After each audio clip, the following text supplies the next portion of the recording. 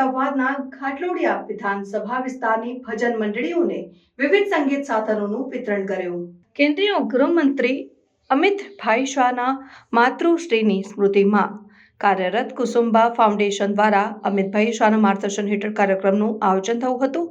મુખ્યમંત્રી ભૂપેન્દ્ર પટેલે માતૃશક્તિની અનેરી મિસાલ સમાન શિવાજી મહારાજના માતા જીજાબાઈના હાલરડાની યાદ કરતા કહ્યું કે આ ધરતીની માતાઓએ આવા શૌર્યસભર ગીતો ગાઈને વીર સપૂતોનું ચિંતન કર્યું છે, સિંચન કર્યું છે. તેમણે કાશ્મીરમાંથી કલમ 370 દૂર કરવા જેવા મક્કમ નિર્ણયો લેવા બદલ વડાપ્રધાન નરેન્દ્રભાઈ મોદી તથા ગૃહમંત્રી અમિતભાઈનું સિંચન કરનારા તેમના માતાઓની પણ સ્મૃતિ વંદના કરી હતી. વડાપ્રધાન નરેન્દ્રભાઈ મોદીએ આપેલા વિરાસત ભી વિકાસ ભી વિચારને સાકાર કરવામાં આપણી સંસ્કૃતિ અને ભજનોનું પણ યોગદાન છે.